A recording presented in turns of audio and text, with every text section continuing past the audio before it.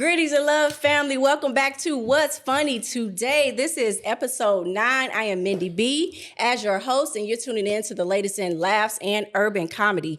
We want to thank you so much for following, liking, commenting, sharing. But in order to watch the full episodes, you want to make sure you subscribe to the YouTube because you don't want to miss this one. Excited to introduce my handsome cast and special guest. We're going to start over there to the left with the founder and the curator of this entire production. If you were to Google What's Funny Comedy, a headshot of this gentleman would pop right up for you. Mr. Knowledge Beckham, how you doing? I'm cool, Mindy. What up? Welcome. Feeling good? Welcome, yo. It's me. Yeah. We finally got our money right, was able to get you. Yeah, Everybody's favorite right here. The handsome, raw, funny, talented, a.k.a. Sean Morgan. Yeah, I like that. Comic Sean. That's our resident comedian right here, you know? And our special guest, calm down, I was going to get to him, needs no further introduction, but I want to make sure that I give him the proper introduction. No stranger to your TV screen, plenty of movies, Netflix, Tubi, his own late night show, a major contributor to many sitcoms that we watch every day, including Sherry Shepherd, from the Chitlick Circuit all the way to the radio on the D.L. Hughley Show, and touring the country, gracing the stage with that Chicago native personality and style.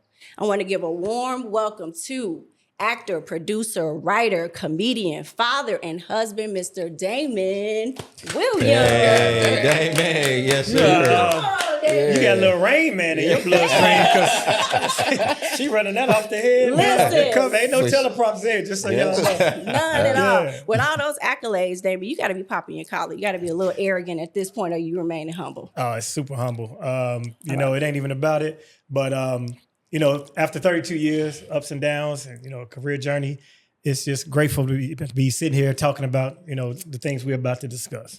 Look at that. Yeah. Look at that. Big I love bro. that. Yes, sir. Everybody's Right? big brother. Bro, I love it. So we're excited to have this conversation. We're going to be talking the latest in online comedy and the future of Black comedy. So let's just have our moment of truth right now, guys. Black sitcoms, right? As we all know, Papa's House canceled CBS after, 1 year? One season, And leads me to the question of the detriment of Black sitcoms right now.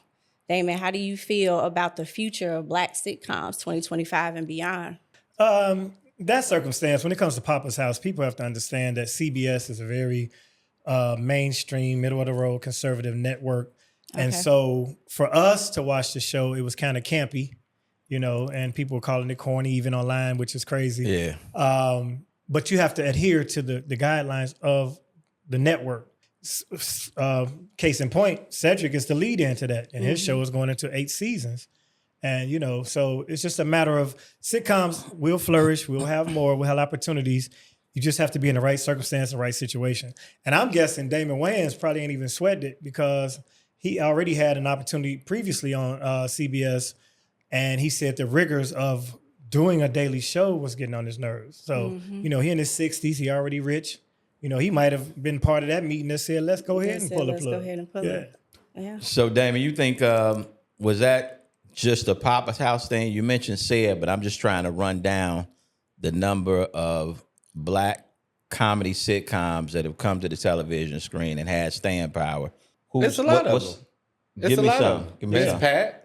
Okay. We can go back. The Upshaws on Netflix. Yeah. Mike Epps and them. Multi-season. But that ain't current. That ain't regular network television. Yeah, but I mean, it's still a sitcom. Yeah. So, if you go back into the mid-90s on forward, they had a bunch of shows when we had the WB and UPN, Malcolm and Eddie and Flex and you and there was so many. It was a whole plethora of that. In the current status, there's not a lot of sitcoms on television, Black or white. In general, because networks, see, the viewership is so fragmented. Yep. The cost of producing those type of shows is prohibitive, so the show got to be a hit out the gate. Got to be a hit, right? Because, you competing with so many streaming platforms, as you just stated. Yeah. So I'm glad that brother got a shot. And if you think about it, for that man to have a whole season of shows with his son, Yeah, facts. and people that we like and all the brown people that were involved, it's a success regardless of And the his son longevity. actually deserves the goddamn opportunity. Yeah.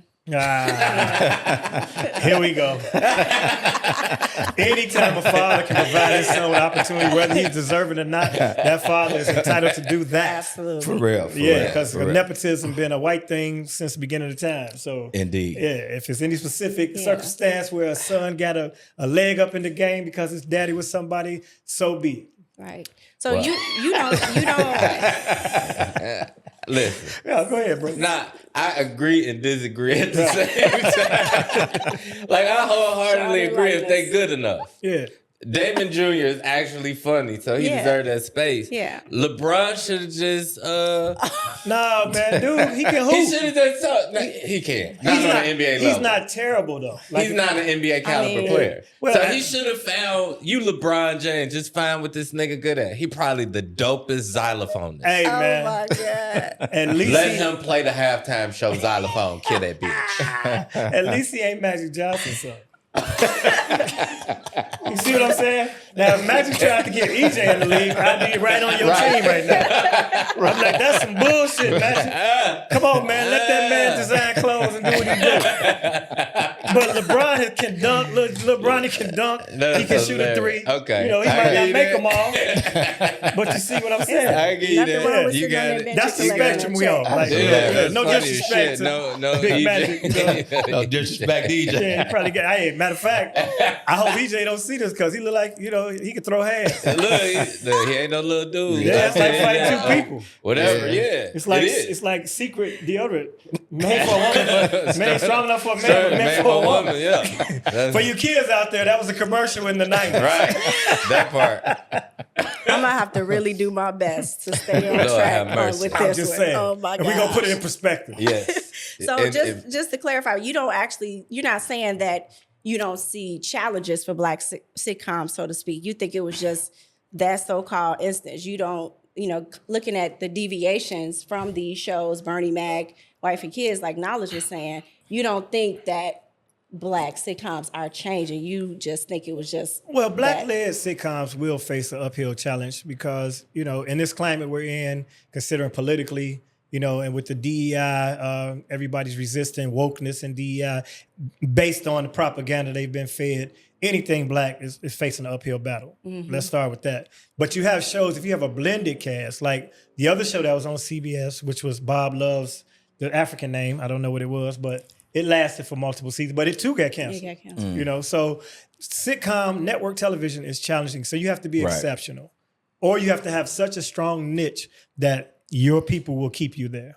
That's my opinion, and that's black, white, or indifferent. What's that one that's doing good? Would that be considered a sitcom with the on ABC with the Abbott black? Elementary, Yeah. it's killing black Yeah. man, black reading. Yeah. So there's your example. But that's Yeah. an exceptional show.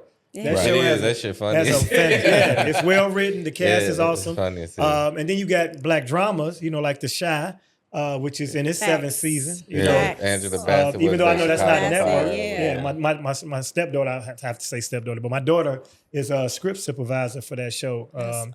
And it's so much Chicago, vibe with that. Right. So there's opportunity, there's but opportunities. the viewership is so fragmented that you got to be exceptional. That's all the point. If it's good, people will watch it. Yeah.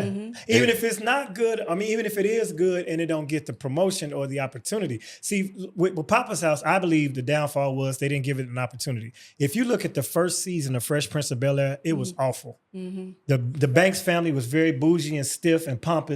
And then the cast got a chance to get the chemistry. Will Smith was miming everybody else's lines on the scenes. If you've heard about that, where he was lipping everybody. So, but they had the opportunity with Quincy Jones and the people behind that show. With 90s comedy and sitcom being so powerful, they gave it a chance to grow. Right. So a cast has to develop chemistry. You look at the first season, many shows, they're not that great. But you look at Modern Family, if you look at the first season versus how it became such an iconic show, it took time. But they were given that opportunity.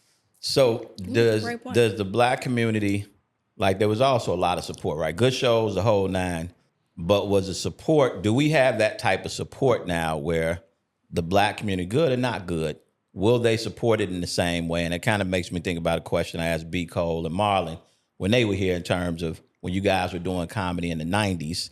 And today, it just doesn't seem to be the same level of support. So has our support also left some of these shows as well, which also is impacting the run of these shows and how long they're actually on for? Well, once again, to reiterate, it's the fragmented viewership. We have so many choices. Yep. Like you can literally just like my DVR right now. I can watch all the shit I missed so far and not watch TV for about 3 weeks. Right. Like the Facts. games, Yeah, if I yeah, stay yeah. away from people, I can watch a playoff game in June that I haven't seen and don't know who won yet. You know what I'm saying? Yep. So you have that opportunity, and then you have the streaming platforms and all of that. So I think if something is good enough and is placed in the right position, the right time slot, because all that matters. Yeah. You know, then Black can flourish, as you can see with the case of Abbott Elementary. Well, I mean, like, and I'm gonna go the non-political route, but it's the same as you just ran off 100 things that this man has done and the level of people that he's touched or whatever, and he still hasn't gotten that mainstream shot, right? And so it has a lot to do with what we're giving people to like. And a lot of this content, a lot of these sitcoms, a lot of the shit is just not good.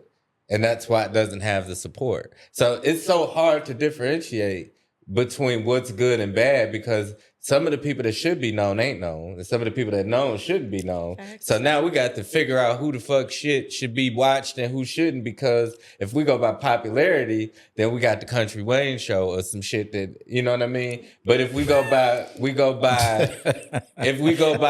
pure talent levels, then we should have the Damon Williams show. Do that make sense? Yeah, And one will yeah, be watched. And then there's also, like in my circumstance, for instance, sometimes coming in this game, you have to dream bigger.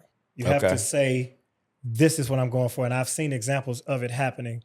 When I got in this business, Black comics couldn't even get in zanies or mainstream comedy clubs. So our goal was to crack the ceiling on the nationwide comedy chains. And I wanted to be a nationwide headliner in these comedy clubs.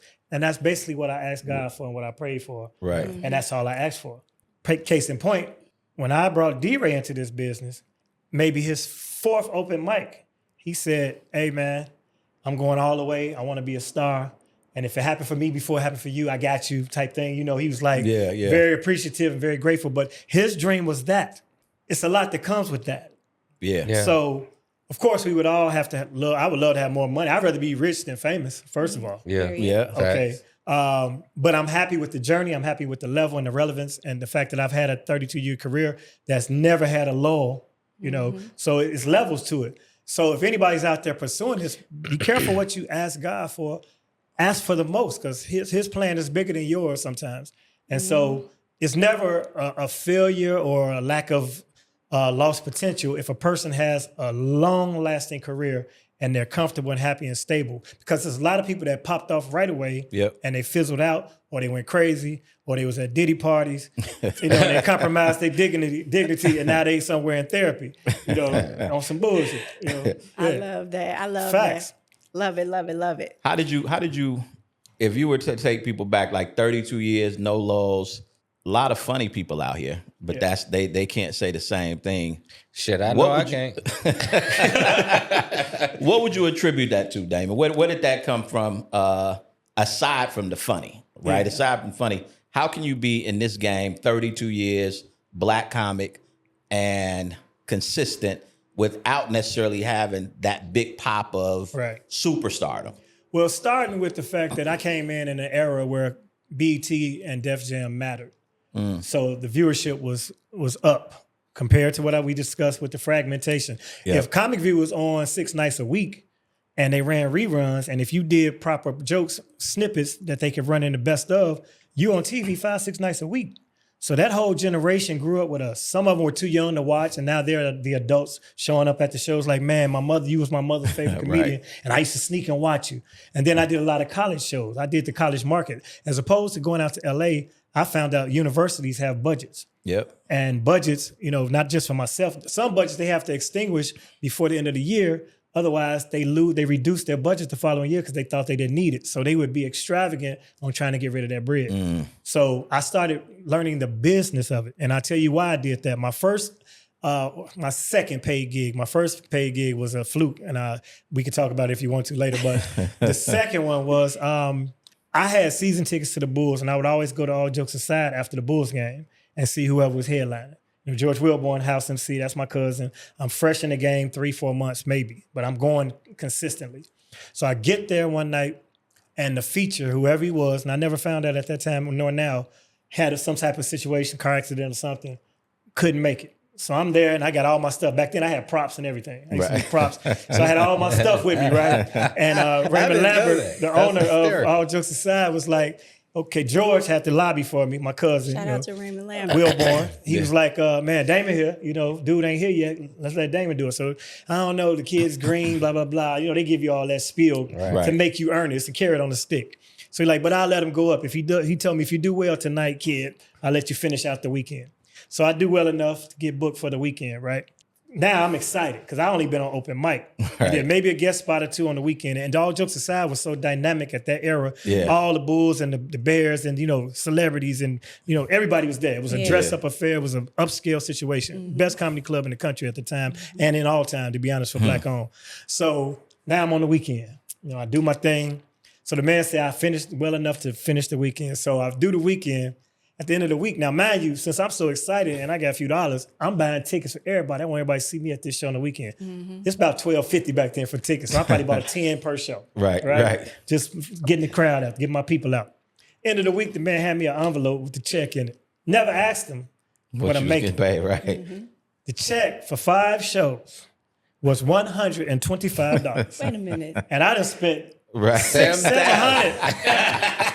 So I'm already in the hole. Right. But what that taught me was, and then the man had the nerve to say, and I you know, I'm not saying this in a point of you know, dissension or being upset about it, but he schooled me. He said, well, that was a valuable experience you got. The exposure you got is way more than the money you could have gotten. In LA, they wouldn't even have paid you. And I was like, fuck that. Nigga, I just spent $600-$700. So my first mentality was, I need to be him because I can count. These shows full. $12.50 a head, 300 people, 5 shows. Yeah. You know, I'm already coming from numbers. I had a Subway sandwich shop I had just closed when I started doing comedy. So I'm an entrepreneur. So I said, let me find my own space. And ever since then, I've created my own opportunity. So long story long is, you got to create your own opportunities throughout these things to sustain you. So maybe your phone ain't ringing off the hook to get booked across the country. But if you really cultivate your city and make yourself a brand in your own hometown, no matter what city you are, you should be that guy. When the TV shows come to town looking for talent and they say, who are the funny people in Chicago? You should be in the top 5 that they mention. And that was always the plan. So that when they came to town, they got to say me because I'm hosting all the rooms. Now, mind you, that didn't get me on the shows because I didn't do Def Jam when I wanted to several years in advance. One time I even hosted the audition and the hosts always go. And they did not put me on that show that year. And the funny part, it was a blessing because the fact that they didn't, I kept that set that I would have done on Def Jam. And I did it on Comic View and I won my special. And Def Jam would have been a one-off. You know what I'm saying? Them jokes would have been out there. It would have hit, but who knows? Comic View, they'll get my special. Once you get your special, they chop it up in clips. Once you're in clips, you're on multiple seasons because they keep showing the reruns. So they don't have that opportunity now because like vehicles like that don't exist. But the key to the answer to your question is, you got to create your own opportunity, keep yourself relevant, but also don't be lazy when it comes to the material, man. I'm so disappointed in so many of my counterparts and people that I know that if I see you in 2025, I already know in 2027, you're going to do that same shit. Right. Create, innovate, enjoy the craft. You know, don't take it for granted. Naturally, the crowd going to laugh because they change every time. But if you got a crowd of 100 people and only 70 of them never saw you before, you still disappointing 30 people. So multiply that by thousands and millions. You know what I mean? Don't take the craft for granted. And a lot of people do that. And so I always pride myself on not only having fresh material for the people, but for my own mentality. It's so much shit happening every day you can talk about. You can give me 3 top stories today and it's a bit going on. Shannon Sharp, you know, Trump, You know what I'm saying? Black astronauts in space, you know, Right. shit like that. Go, Right. let's go with And it. you run them. Man. Yeah. And you got a wealth of information right here. If you just look at this and go in a barbershop, if you don't want to try the material, go to a barbershop or somewhere, men sitting around and people sitting around. Say, man, y'all heard about that? What's the name? And it's 3 motherfuckers gonna give you a punchline funnier than any shit you ever thought of. That's Right. funny as hell. You know what I'm saying? If we Right. sitting around chilling, man, you be like, man, that's funny. You know what I'm punching saying? your shit for free. Man, they punch punching. right. It's people we know that's not doing comedy that should be doing comedy, man. Yeah. Yep. That. So it's no excuse for you not to treat the craft with, you know, with reverence to the point of having new material. Yep. Fuck it, as you Damon started, with if the I gems. think I heard you. Did you say you had Bull Seasons tickets before you?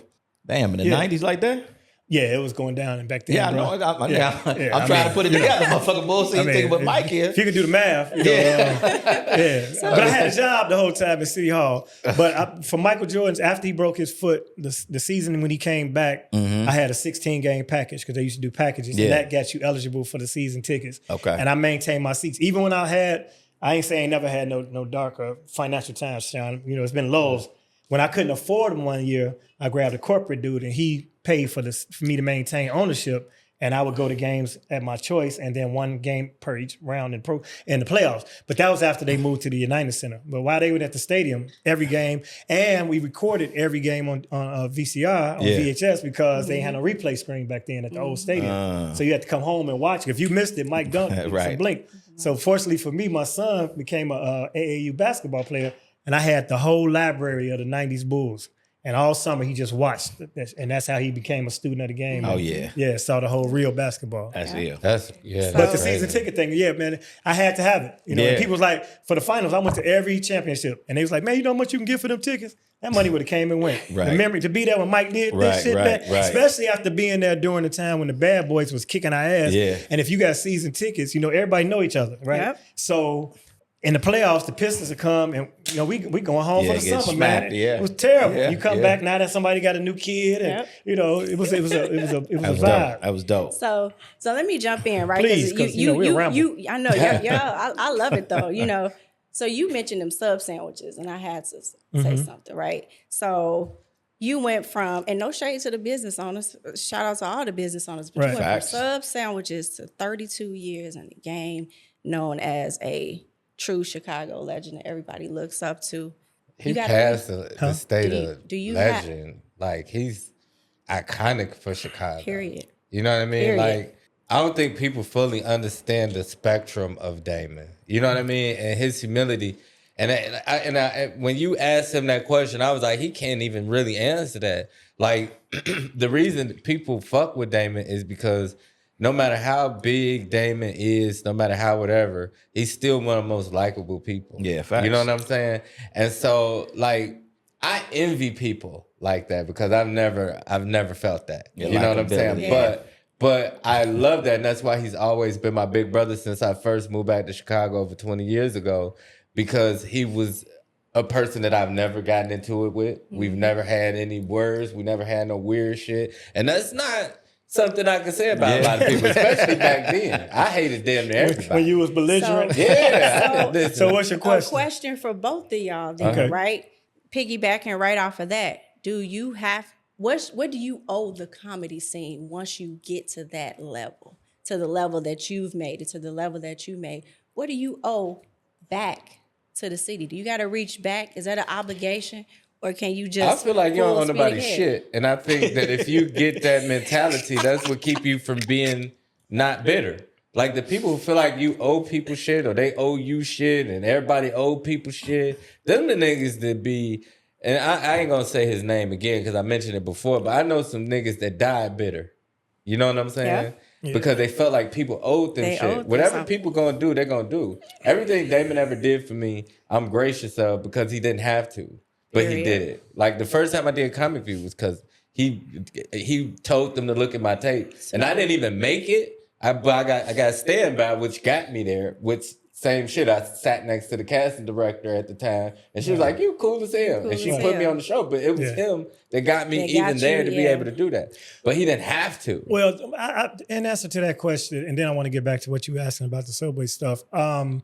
It's not an obligation, but if it's within your nature and you have the opportunity, that I feel like you should pass opportunities down to the next generation. Because first of all, we're a squad and we're a city. And so when Chicago, we knew it was 2 avenues from them streets to that cable box, and that was Def Comedy Jam or Comic View. And if anybody had to plug to either one of them, once you got there, of course you want to bring your people in. Now, when I was doing it, one of the main reasons why I did it was because me and B. Cole went maybe a 3rd or 4th season of Comic View, and that's when it was still a competition. And we were 2 of the 5 that won. And when you won, you got a chance to do a special. When you did special, the best special becomes the host the next season. So when we both won, matter of fact, it was actually 3 Chicago comics that won because Cheryl Underwood was from Chicago. She's not born here. All 3 of the 5 were us from Chicago. So we went and we dominated. So now we know the plug. So now I know all the producers. Now I know who is the talent coordinator. So why would I sit on that information? For one, what happened, people were sending in individual tapes. They're not going to watch all them tapes. But Diane Corder got me on Comic View the first time because she did a mass taping, had everybody come into the Heroes at the time, before it became the Comedy Click, do your set, record it, and she sent in that tape. So that was my example. So now I'm Diane Corder per se, because now I got the producers. So I did a mass taping. And from that taping, they probably picked 22 people from Chicago. Wow. But that's because not only did I want everybody to have the same playing field as far as me and B. Cole won. So now everybody looking at us, then now it's like, oh, they just got their Comic View. Okay, everybody on Comic View. Now what you gonna do with it? Exactly. Right? Right. And you still can't do what the fuck I just did. Yeah, so, I ain't mean it in that sense, but it was good for the city. And also as a promoter, if all these Chicago comedians got television exposure, now I ain't got to bring nobody in from out of town because everybody is notable. So now it just made sense to make everybody, viable. So now when you come to TNT Comedy Hook on a Sunday night, it's Corey, Dion, D-Ray, Tony Sco, Kenny Howe, Sonya D. Damn, that's magical. You know what I'm saying? Let me just start with that. You know what I'm saying? Right there. That's magical. That's 7 without me even thinking about it. Yeah. Then you got Marcus Combs, Leon Rogers, D-Ray, they all coming up, Sean Morgan coming up, and then you got the old heads like Adele might pop in, Bernie might stop in. So, now our market is viable. So the people, when they coming for quality shit. And that's because we all, Marlon Mitchell, you know what I'm saying? Jay Deep, the list goes on. And anytime I do these, I'm always going to forget somebody. So Period. Trust it to my 60 years in life. It's so much talent here, bro. So much. I would put literally my rookies against these vets all throughout the country, bro. It's not even close. Piggybacking off of both of y'all, why doesn't Chicago have our moment yet? Why don't we have anything that we can claim as our own? Because we love each other as long as we're not here. It's just like you go to a barbecue in Houston, everybody get along fine. You come back here, it's always some fuckery. You agree with what I said or no? I don't feel like that's the case. I think Chicago comedy is widely and highly respected throughout the comedy community.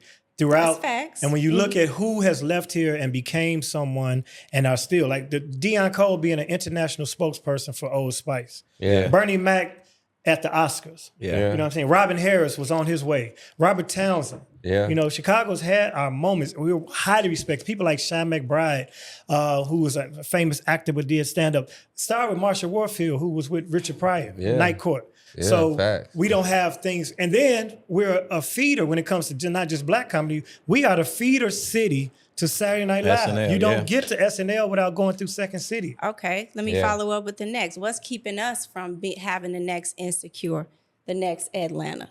Is it industry resources, ego? We have the Chi. What's involved? We have the Chi. The Chi is here. It's homebred. Lena is from here. The cast is from here. The show is shot here. So, for people to dispel Chicago, the 3rd largest market in America, to not be what it should be held up, I disagree. That's why I never left here. People look at, so they say, why don't you go to LA or New York? And a lot of people say, you got to go out there to make it. But I always looked at Chicago as a place people want to come to. If you're an artist of any stature, if you ain't play Chicago, you're not valid. You want to play Chicago. Yeah. So why would I leave here when I can market myself as Team Chicago, Team Chi-Town, and I know everybody want to come here, so they're going to come here at whatever expense I have because they want to play Chicago. Chicago's a place you want to get to. And now it's starting to catch on from an international scope where they're voting us the best, big city in America and things of that nature. So I don't think we haven't had our moment. I think it's a misnomer for people to say Chicago is a city of haters when it comes to the music and all that. Because when our people popped up, when Kanye popped off, he said in a song, and it's facts, he put everybody on that he knew from the shot. So he resurrected Common's career. He resurrected Twister. You know, he took D-Ray and put him on all his skits. You know, Jay Ivy. You know, you look at the people that have made it. Malik Yusef still getting money and Grammys off Kanye. So Chicago, you know, if you in what you in, you know, ain't nobody owe you shit in this town. But when it comes time for you to put the work in, and it's a situation where if we're in a particular art form, we dominate. That goes for sports. If you look at all the NBA players that's come from here, you know, you look at comedy, all the comedians. Chicago is the number one. We are neck and neck or above the Washington, D.C., DMV area. When you think about the stature of black comedy anyway. And if we are allowed to count the region, then Peoria birthed Richard Pryor. That's Illinois. You don't think he got all that game in a small town. He came to Chicago. Red Fox was known as Chicago Red because he went to high school here. So we've had our shine, you know what I mean, throughout the different generations. And now the young guns, the Mojo Brooks and the Cousin Tierras and things, they're bringing a whole nother light to the city, just niche, you know. So I think Chicago comedy is alive and well, and I think Chicago as a city, an entity, and an industry is top flight. Sean, what makes Chicago different, man? Why does Chicago hit different in a comic? Because we don't have binkies, right? Like if you go to New York, if you bombing, you can just do a Jamaican accent or talk about a cab driver, and they're gonna be like, now he's funny. Right, say the name Trevor. Right, you go to LA, you talk about fit niggas and you know whatever, you're gonna get over it. You know what I'm saying? Here, no one gives a fuck about none of that. Right. So you have to just be genuinely funny. There's no crutches, there's nothing you can do. There's no go-to here. Right. You know what I'm saying? So it makes you a great comedian because you have to stand alone. There's nothing that we have that you can say. And, you know, Chicago being a melting pot in the Midwest, you know, with Southern influences, but a major big city. That's why we have so many different voices when it comes to comedy. This man, you go to Chicago, you go to Bar 10 tonight. 10 out of 10, it's going to be 10 different perspectives, 10 different styles, 10 different types of comedy. If you go to New York, like you say, no disrespect to my boys out there, but in like especially the 90s, early 2000s, everybody had that Jamaican joke. Everybody had that Dominican joke. Everybody was talking about Poppy, you know, and like I said, no disrespect, but our uniqueness comes from our location. You know, we're Midwest, blue collar city. With Southern influence, because Chicago like a big ass down south. You know, when it comes to black people, and you know, and our people, our citizenry is so funny. Everybody knows somebody funny if you live in Chicago. I don't care. Period. I mean, I'm just telling you. That's why we got so many people that can just go on social media and just talk shit and become somebody because it's just our swag. Facts. Facts. Yeah, But I mean, it's part of the culture to be funny. Yeah. Let me push back though. Let me push back on. So I get what you're saying, Right. 1000%. And you probably can educate me because I ain't got the game you got on the comedy side. But with that being the case, we know the D-Ray, the Coreys, the Rails, the Dion's. On a simple side, where's the Chicago Kings of Comedy with Damon also and Adele? That's simple to put together, right? People put the shows together all day. And I get it, cats getting movie money, but that's a basic one. And then you know what? Some cities Sean do, some cities this person does. And it's just when you look at that sort of thing outside of even a movie, it's like it looks to be so many opportunities that we don't take advantage, given how strong we are. How would you speak to that, or what are your thoughts around that? I think that's the one area where my calling would have been more substantial to unify that, because these cats get out there and they're in competition with each other instead of unity. So you look at Adam Sandler or Seth Green; these guys, they have a squad. They got a team and they sit together. In fact, I believe it was legendary that the fact that they had to come up with 100 movie ideas and they would throw them all in a pot and then they would just work on each other's ideas in unison. And that's where we lack. Because, you know, it's no reason why with Craig Robinson. Yeah, Craig, yep. Hannibal had his moment out there in the industry. Lil Rel, Dion, D-Ray, Corey. You know, it should be some major. One of them should have said, "Let's do a Chicago project," or "Let's do a Chicago tour." So Dion thought about it. I remember him mentioning it, and he wanted to call it the Illinois tour because that's how you say Illinois. And everybody want to say who going last, who making the most money. So we got to get past that. And I think it takes a person with a stabilizing force to put that together. And it's not too late. Yeah. But it should have been already. Right. Because we compete versus like collaborate. Facts. What was you Damn, I laughing at, bro? always got to be the dick. Nah, shit. Say on, it. Sean. I love Damon. Damon, you are you. But I'm just gonna keep it a buck. Here right? you go. I'm just gonna keep it a buck. Word. None of them niggas did what they said they was gonna do. And that's why it's not happening. Right? I didn't been on floors with niggas. I didn't drove in what's my man, See the Messenger. We used to pile up in that fucking van. See the Messenger. I don't know how he got his money, but he always had nice vans. And we would all get in these vans and we would talk about what the fuck we would do once people did it. So you have examples of it. You have examples of Damon. I can say he put me on shit. He did what he had to do when he got big shows or he got something going on. The only thing I've never done was back then was I never did when you was doing Indiana.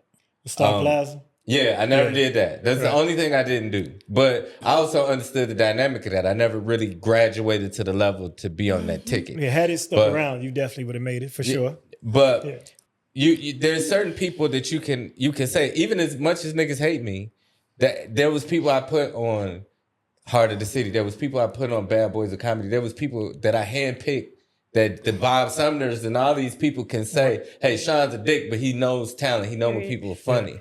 And I took the personal shit out of it.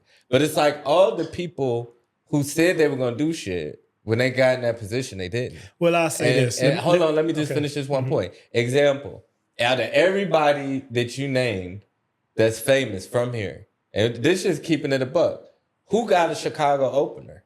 I know Dion got who? Ocean.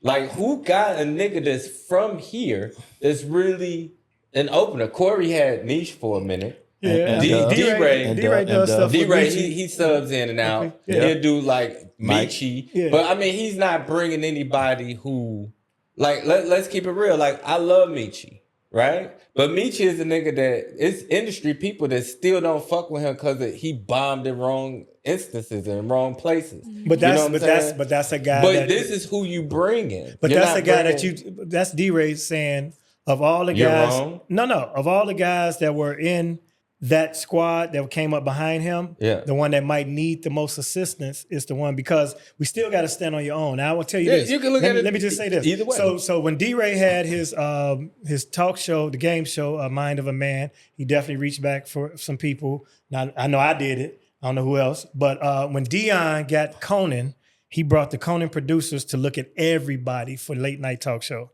He definitely did that. He definitely came home. He brought them, and he also brought them for Just for Laughs. So sometimes you might think once I get in a position, I'm going to put everybody on, but that room, they're like, no. And they'll tell you, Right. we just want you, you know? And sometimes you don't have the opportunity to do that. Now, if you got to the point where you executive producing and writing a movie and you want to fund, fill that cast with all your homies, you can do that at that point. But if you're on somebody else's dime, you only got so much control. And then there's certain things you got to compromise even to get the one or two things. Because I had my own show, a series, and this was a black network, Urban Flicks. And I had to fight to get my Chicago comics on there because they wanted to go diverse. And they had these categories. They wanted, look at this, they wanted a little person, an Asian. Right. Bruh. No, and I'm little not saying. So No, they did. I wanna- They literally said we need a... I want to say this so that it's not So taken it's not, wrong. my point is, it's not as easy as it sounds. Gotcha. I'm not mad at nobody for how they get down. Yeah. You get down how you, like Chicago term, get down how you live. Right. You know what I'm saying? Right. So I'm not saying that with any kind of malice. Yeah. I'm just saying that this is what, like, I'm still here, right? And so my perspective is even going to be different from yours because you have a different level of respect, right? So I'm going to see things from more of a, like, you more of the you the plug, and I'm still out here with these dime bags, cans serving these clucks. You know what I'm saying? So I'm gonna see shit from a different perspective. You would think, hey, shit, it's good, nigga. I got off 3. But let me 3 bricks last week. And I'm like, shit, it's a drought, nigga. I only got out 15 bags. Let me put that in a street perspective then for the analogy that you use. The plug in the game only gonna give you as much work as your clientele can handle. Right. So your talent, your notability, your ability to draw and be a viable entity, because as we stated, you only get so many shots at this network shit, and you only get so much opportunity that has to work right away. So if I wanted to give you a brick, but it's gonna take you a month to move that brick, I ain't gonna give you that brick because I could have been got rid of that brick. Right. So if you selling dimes and I got a motherfucker selling ounces, I'm gonna talk to him. Right. Yeah. And I get it, because like even in my perspective, like I'm a high risk commodity. So I'm not even speaking on me. Okay. I'm speaking just in general. Like I love certain niggas that I feel like people should have done shit with because they was in ties with them people. Like the fact that Wildcat is out in LA and nobody really. Now this nigga at one point was the next Richard Pryor to motherfuckers. And you know from what I'm talent saying? standpoint, and I'm glad you brought him up because he's one of my favorite dudes, most unique talent that's out there. And I know he's going through it because I talked to him. Then you get people, and it's again, no disrespect, you get people like Dave Hellam, they go out there and they get the nod and the go ahead and whatever. But that's it's so many different avenues in this business. It's a brother that we don't talk about enough, and he's killing the game out there named D. Scott. And that brother is doing voiceover. Yeah.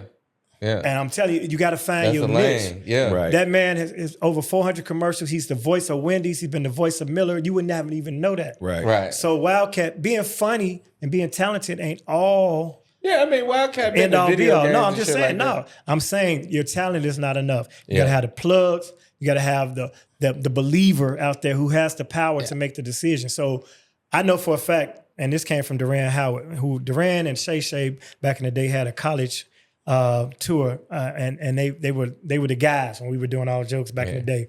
They had all the schools, and they were Greeks and such. And Duran was in a meeting with Dion, and he said, "I have never heard a brother talk about somebody else more than himself in a meeting than Dion did about me." Wow. And those people didn't see it. So whatever he was pitching me for, like I'm telling this dude is dope, blah, blah, blah, blah, blah. Right. They were like, this is what we're doing. Right. And that guy wears big ass suits. Yeah. That's funny as hell. And I swear, the big ass suits hamper some things. And I didn't find out, because I want to lighten this up a little bit, until King B, Chicago filmmaker, shouts out King B. He an independent filmmaker, and he do all these gangster hood flicks, right? And I kept saying, man, when you gonna put me in your movie, man? Because I just want to see myself acting, because I felt like I had the ability. I hadn't been in anything at that point.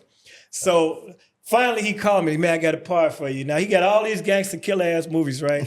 But he want me to play the public defender or some shit. That's funny as shit. And I'm like, man, you got these motherfuckers playing gangsters, and ain't none of them did none of the shit I've done, right? He said, your suit-wearing ass can't be no... You know what I'm saying? When I heard that, I'm like, I'm pigeonholed as old suit-wearing ass dude. You know what I'm saying?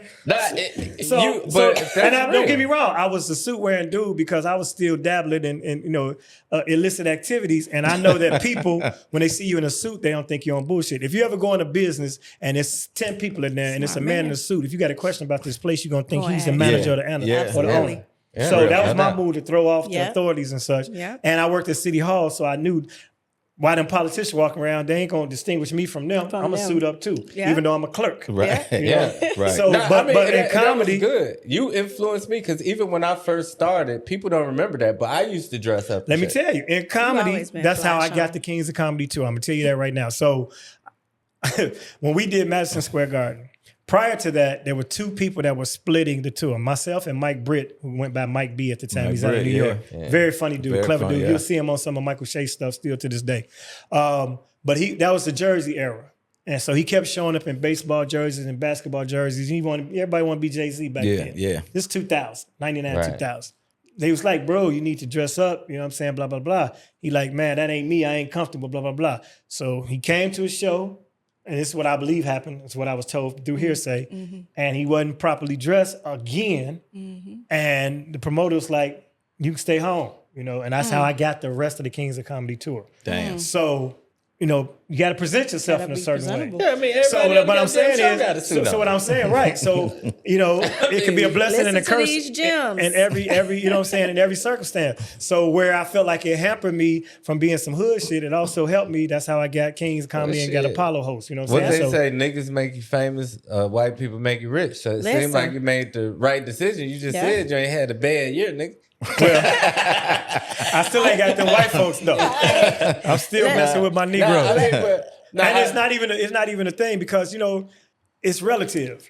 You know, the fact that I have a situation and my son is healthy and I have the relationship I have with him, Look at that. I would have had to sacrifice the relationship. And I would not have sacrificed the relationship I have with my son and my mother being in Chicago for any sitcom or house or anything I have, because you can't get those moments back, can't get that time back, can't get that influence back. So what I tell people out there, decide what your journey is. Decide what your goals are. Dream as big as possible. Pursue that dream with all your heart. Stay with it, steadfast. Don't be deterred. Walk with blinders on. Do not compare your journey to others because that'll frustrate you. And you know you're talented more than this guy, or you might not be as talented as that guy, you know, and you feel guilty because you did better than him.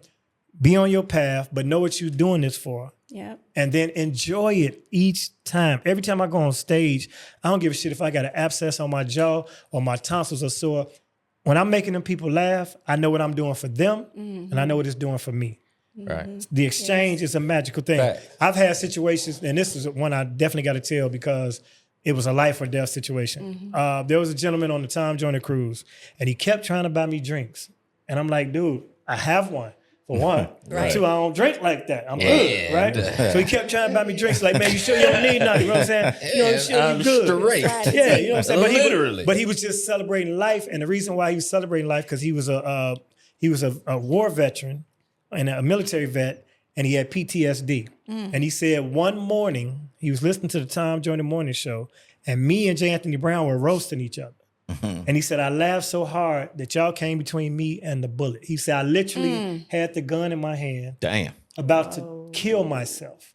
And I laughed so hard that morning that I put the gun down.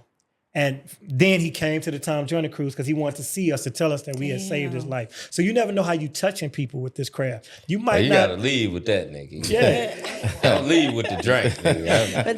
But the point of it Hey, you was. saved my life. You want a drink? But he just kept trying. He was so grateful. So understand that this thing we do, it's a ministry. It's bigger than just dollars and cents and success and failure.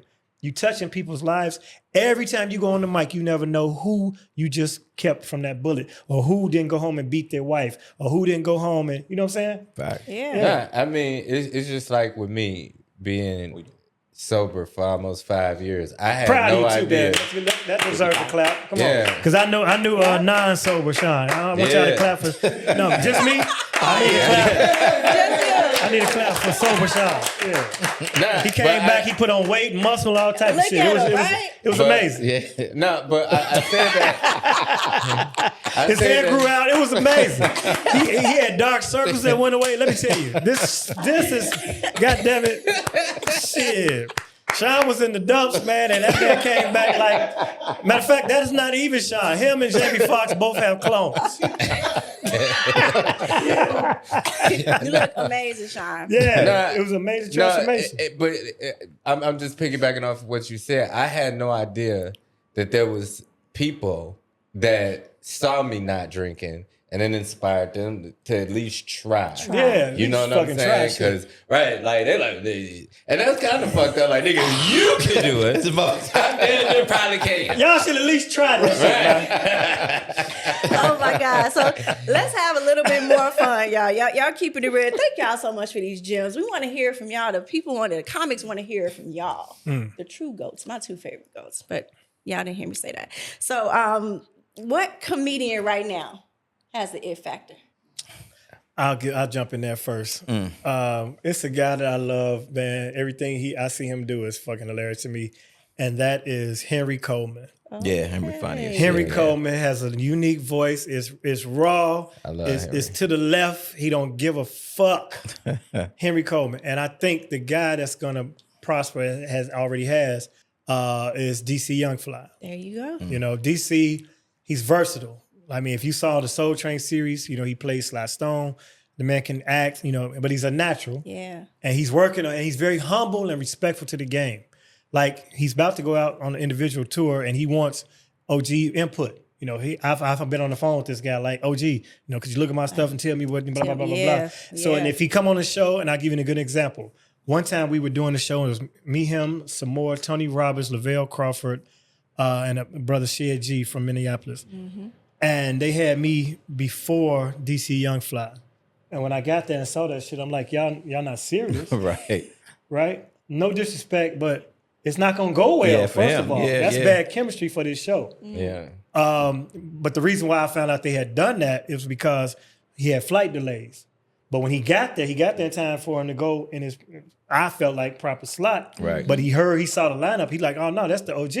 You know, I got to defer, blah, blah, blah. Because I'm like, you know, it's first of all, Yeah, he's definitely. respect. And so his I name, like his humbleness, his Yeah. respect, and his you know, his name dedication came up to the game. multiple times, and that's the AC. main thing that everybody says Good.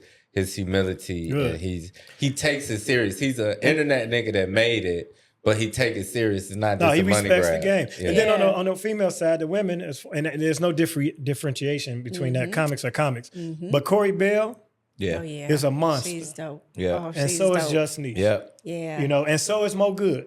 And Mo Good. Yeah. Yep. Yeah. Yeah. Mo And there's Good is other funny, ones too. that's bubbling is coming up. You know what I'm saying? So that's just our hometown base. Yeah. You know, around Yeah. the industry, you know, I work with so many people over the years, and these are the people that really stand out. But, you know, from Chicago, we got people like Calvin Evans and Clark Jones and Damn Fool. If Damn Fool get his shot, it's a wrap. Muhammad is like a unique character when it comes to stand-up. Yeah, yeah. Marlon Mitchell, if you just tell him, don't do your set, just go in there and freestyle, nobody wants to follow that. Nah. And I'll follow anybody. But I was at Niche Room the other week, and I was like, Yeah, no. if Marlon is going up, let me go and do this, because I didn't come here. I came to practice. Right. Right. I ain't come to no medal shopping, no medal tonight. You know, I'd already Yeah. been drinking and Right. shit. You know, Right. they only got one bathroom. I had to pee. I'm like, just let me get on up here, man. So it's so Marlon many is cases a like that. impeccable talent. I mean, Leon Rogers, when it comes to storytelling and stuff like that, you know, so it's people that, like, I respect their craft so much. You know, Tony Schofield was my big brother in the game coming up. Tony and Kenny Howe. You know, I got to mention them. George Wilborn literally walked me from the street to the stage on every aspect of the early part of my career. I would not even be sitting here talking to y'all right now, I believe, if fate didn't have it, that the first time I did comedy, I snuck off to a place called the Close Up Piano Bar, which was on Dearborn up in Prentice Road. The day before I was going to go and try All Jokes Aside, I said, let me go to some hole in the wall and just try the shit. Now, my father, who I wasn't raised by, but from age 12 and beyond, we've had our relationship. And George's father are brothers. Okay. And George was not raised by his father as well. But my father told me, and this is before Our Jokes even was an entity, it was just opening. They were in an art gallery, then they moved to the permanent location, that he has a nephew that was doing comedy. He didn't know I'm trying to do comedy. He just happened to mention this shit willy-nilly. My very first time touching a microphone trying to tell some jokes, I do my set, and lo and behold, who closing the show? George Wilborn. Never met him before. Didn't know him from Adam. After the show, I walked up to him and I said, hey man, my pops told me he got a nephew doing comedy. And how do you spell your last name? Wilborn, because most people spell it with one L or they put a U in it. Yeah. He said Willborn. I'm like, I'm pretty sure we cousins. And then I said, look, that was my first time. Now, when I learn how to do this shit, I'm going to look you up. Because, you know, I'm independent. I'm coming from the street. You know what I'm saying? Nigga, I don't know this shit. I don't know these I ain't finna motherfuckers. sweat you, you know what I'm saying? Right. I'm saying, look, when I find out, you know, what I'm doing, I'm gonna come holler at you because this is what I want to do. And I walked away. He said, where the fuck you going? He said, you can't walk up to me and tell me you my cousin and you do comedy and just walk away. What type of weirdo shit is that? Right. And he cuffed me, right? So now, and this is what early in my career I call it a little flack. So this is a Tuesday. that next Wednesday was the grand exalted Wednesday night open mic. Adele Givens is the host. James Hanna, may he rest in peace, was the rest in peace, gatekeeper of the James. list. Yeah. You had to go through James to get on that list, and you had to draw numbers and all type of shit. And if James didn't feel you was worthy, your number didn't matter. He's like, Right. James, do you young niggas kill me? You come in here, you do what you. Sound like Fuck your number, nigga. Yeah, he said you do a 5-minute guest Fuck spot. your Now you Ford, want to do a HBO special. You know, I'm sick of you niggas. You know, so It's your little Ford. so here's what George does. We go there, and I'm ready to go sign up and do the numbers. So he said, "Fuck that, you my motherfucking cousin." So he gathered the whole open mic community. It might have been 25 people in that hallway, and said, "Listen, I just met this guy. And he's my first cousin." And he gonna be getting all the guest spots and go up whenever the fuck he feel like it. Blah blah blah blah blah. Right? And I'm like, no, that's exactly what I didn't want to happen. Right. So for 6 months to the first year and a half, anything I got was because I'm George Cousin. Yeah. Oh, what's that? They kept saying you George Cousin. You know, the only reason why you up there because he George Cousin. George Cousin. Yeah. So, you know, but you know, this special. thing we're in, man, it's a fraternity, and it's a very small fragment of the human society that has the courage, to go up in front of people and speak. And I don't care if you ain't trying to be funny. I'm talking about presentations, TED Talks, anything. It's very tricky for people to speak in public. It's one of man's greatest fears. But not only to do that, and then have the mentality to write things down that a whole room full of people can relate to and laugh simultaneously is a blessing and a gift. It's a superpower. Yeah. When you do it right and you do it well, it's a superpower. It's a ministry. It's a gift. So anybody out there, and if you funny and people telling you you funny, I don't give a shit if you work in Amazon, I don't care what you're doing. Go somewhere, find yourself an open mic and try this shit. And don't be discouraged by the first time. Keep trying this shit because you can learn. It's something you can learn and get better at. Yeah. And it takes time. And listen, because he done sent some of y'all to fuck off already. Man, If thank it you. don't work by a certain time, go back to Amazon. We do not want to go. You could be the funniest driver in the plant. That's Yeah. still comedy. Because it's niggas I ain't gonna even say, but like See, C to the D. Sean, Sean. And you know what I'm talking about. You have overcome your demons and your ghosts and all your issues. But- I just need you to be benevolent for one Yeah, time. no. Hey, man, but I'll tell you what, and that's a great example, but that 5 minutes he perfected works every time, right? Yeah. Yeah, so he's still doing whatever he do. And sometimes, that's Nah, all you but- need is 5 minutes to get in this game. I'm just so y'all know. talking shit. No, Wait, we have having you fun. seen him? We having fun. Have you seen him I hope lately? he okay. Yeah. I ain't But try that shit. It ain't got to be comedy. It could be music. Music is a lot tougher because I tried that first. I don't know if y'all know in this room. Yeah, I know you sing a Gucci lot. D, I know you baby. sing a lot on your show. You can cut that I was out ready to fire up though. I was a hip house artist. Okay. When house music and hip hop blended in the early 80s. Oh, yeah. With Sundance and Yeah. Eddie, Fast Eddie. Fast Eddie, And all yeah. them, I wanted to be in that clique. So Steve Hurley, I took some money and personally, just by coincidence, Steve Hurley lived in my building when I was in Hyde Park at Regents Park. And my girlfriend and his wife were good friends. And so I wrote some lyrics. I still had a job at City Hall, but I hired that brother to sample and produce a song called Don't Bite the Dust. We sampled Queen, Another One Bites the Dust. And we went in the studio and that shit, I made a 12-inch and cassettes and all that shit. And I was off to the races. Pink House, may he rest in peace, played my shit first on KKC. And then, what was the dude? Frankie J, who was on the other side, the B side on GCI, played it in the mix a couple times. Ramones, he never played my shit. But I didn't know back then I had the magic sauce that could have got you to play anything I wanted. I could have been in rotation because I know it was a group called BMWT and he played their song every goddamn night because Not be your they had that secret sauce. Nigga. They knew That what it was. was fucking hilarious.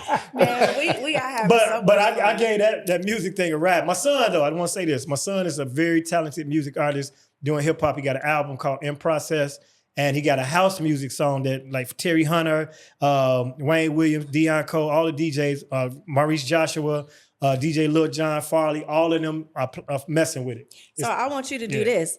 Let us know the projects you and your son working on and drop you and your son's social media. You trying to wrap us up? That what you doing? I don't want to, but no, because I told y'all this gonna be one. We ain't even touched on like the depths of what I know I we got could so talk many about. more questions for you, Damon. Yeah, keep us good. Yeah, keep us good. What time Leon usually start? Kind of late, right? He'd be 9:30. Yeah. I'm going up there. So, let's just talk about projects. I want one thing I want people to know about, and I mentioned it already, is the show that I shot on Urban Flix. Now, Urban Flix was a Black-owned streaming platform, which still exists, and they have original programming and films and such, but it never took traction. And they launched it in March of 2020, which was terrible timing, even though it could have been great because people were in the house, but they were going to do a billboard campaign. When my show launched, it was supposed to be nationwide billboards. They scrapped it because COVID and nobody was outside. So they say ain't nobody going to see the billboards. Right. So I'll tell you, in this career, man, and you know for a fact, you would be Gilligan before you get off that goddamn island. It'd be so many young people. Google Gilligan's Island. The people come, you think you're about to get off this goddamn island, and they leave without you. Now you back in here with the motherfucking coconuts and the monkey pedaling the bike for electricity. I've definitely had my fair share of that. So that particular show is called Laugh Tonight with Damon Williams. It's 8 episodes. 3 comedians per episode. There's a sit-down one-on-one interview in this setting, and long extended sets of comics. Unique. And it's so many people from Chicago on there right now. And like I said, I fought for a bunch of other people that didn't make it, and then some I didn't bring because I gave them Comic View. So if you were in that generation of Comic View, I felt like it was time for Mike Samp and Big Keith and who else got on that joint? I think I saw Pondia on there from the festival, right? Who? Vic? Oh, Vic. Pondia? I don't know, but it's a bunch of Chicago people on there. A lot of Chicago people. Kristen Toomey, who is one of my favorite comedians. I love that lady. I love that woman. My homeboy told me about Corey her. Bell, So look up Laugh Tonight with Damon Williams. It's now streaming for free. It's not on that platform. It's on Tubi and I believe Apple Plus. Yes. So that's the main thing. I want to get that shit because that show is and I'm gonna say this in all fairness and clarity, that they didn't know what the hell they was doing. And we didn't know what the hell we was doing for the first 2 or 3 episodes. So it just gradually gets much better. So if you want to start at 8 and work your way back, do that. That's funny shit. Yeah, it's facts. I truly enjoy it. And then your social media platform, and we want to know your son's social media platform too. My son is Damon_AF on everything. And he's not just doing music. He's doing podcast production. They have a media company. He's also a mentor and a social activist when it comes to the streets and our people. He is in the HBO special Eyes on the Prize 3, episode 6 about the whole Chicago movement right after the George Floyd and the Mike Brown situation in St. Louis. Super proud of this dude. Dope, and like I said, it's nothing that I would trade for the young man that I created and nurtured and raised to be. And that's my proudest achievement. I wouldn't give a shit if I won an Oscar. So I'm trying to implore, starting with Chicago, just look up this one particular song because it's house and it'll take off here. Build It Up. Build it up. All the DJs streaming. It's on every platform. Soul 106 been playing it since last year, the end of last year, throughout this year. And I want him to get his shine and deserve recognition for that. He got videos and everything. That being said, everything we still doing is about keeping the art form alive here in Chicago. So there's a new Black-owned comedy club, and they need some help and assistance for that to be a viable situation. And I was trying to curate that because I have walked away from Riddles because it became too cumbersome. But support any Tuesday night, Just Niche. Wednesday night, Leon Rogers. Thursday night, Marlon Mitchell. Wherever you can find a little hole in the wall where people doing comedy, go out there and do that, man. That's because that's how we get our opportunity when we're prepared. So when Heart of the City, as you mentioned, comes to town, or any other entity comes to town, we're ready. And those small rooms and, clubs where the people right up on you and they give you that honest feedback. Chicago is making some giants and legendary beasts in this game. Yeah, I really wish I could figure out the formula to have the Chicago when I was starting back. Like, yo razzmatazz Friday. Like, when I tell people about Giovanni's, people don't understand the magical... Like Giovanni's it was Marlon's spot. First of all, that motherfucker didn't start till 11, right? Right. No matter what the flyer said. Motherfucker didn't start till 11. Marlon Mitchell was going to do an hour and a half up front, guaranteed, the funniest shit you ever seen. First comic ain't going up till tomorrow. Period. So then the show would be over. Now they got to close by law because it was the pizza joint. Right. And we would literally be outside in front for another hour, 2 hours just talking shit. Yep. Every fucking Friday. Every room was like that. Even Riddles in Orland when it was over in Tinley. That Sunday night at Riddles D-Ray. And we used to have, it used to be like a little New York. It used to be like 3-4 rooms a night. And all of them was magical from even the smaller shit like Diane Quarter with Red Pepper. Nigga, that shit was like, that shit was like, you went in the front part and there was a regular bar. Then you go through a little middle passageway. It was like the dice game room. Nigga, we doing, we doing county you come out shit dice every other day. You come out that bitch, all 4 of your tires be gone. Yeah. That happened to Uncle Real. That's funny as shit. Who was another example of steadfastness and being a Chicago entity. You can live in Chicago and never leave this town and do something consistently. I think he's had his Sunday night once a month, maybe 17, 18 years. Yeah. Because our support system Uncle is Real. here. Uncle Real. Uncle Real. Cherie Lucky got a silly Saturday she's doing. You know, B. Cole popping up out in the south suburbs and Park Forest and such. So it's so many, levels to this thing.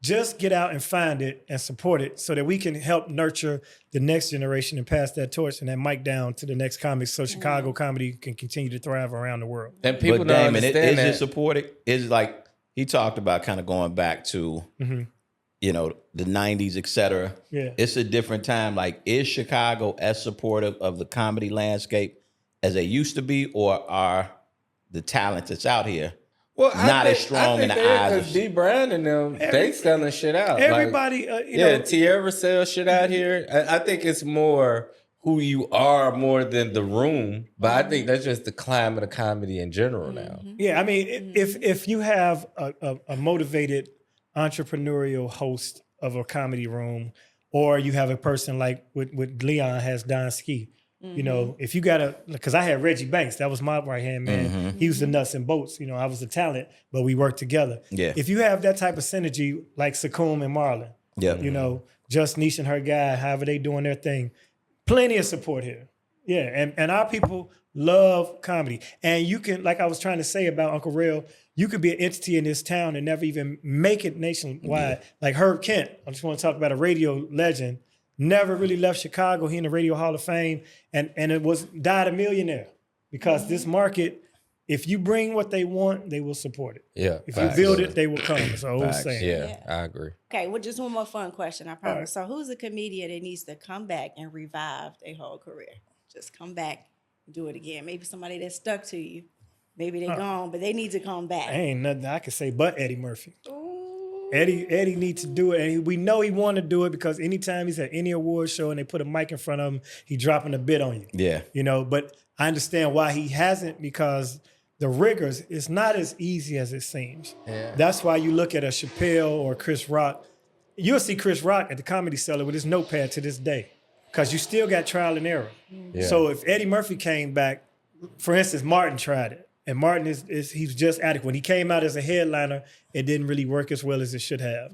So he did the smart things, which is what I would recommend Eddie Murphy please do, is go on the road and host a comedy package and get your bits in between, because he got the chops. Yep. We know he could do it, but he don't want to put the work in because it's a process. If anybody, he publicly said he was scared. Yeah, because he know what it takes. And when he come, Eddie Murphy could literally, and I've been saying this to people privately, I'm gonna say it right now. He could literally say, I'm going on tour and I'm going to do the Delirious set top to bottom. Right. And perform it. It'd be like Frankie Beverly playing his greatest hits. Right. And we would sit there and laugh at every goddamn joke. Yeah, that shit was that funny. Yeah. So it holds up. But I think when it comes to that, for something like that, Eddie Murphy would be my choice. And I think he should do it, even if he just come out and host and bring other people out and get his chops in. Yeah, that's what smart people do. Yeah. If you know it's not even that talent surpasses. It's just like me. I'm a slow talking comedian. So there's comedians who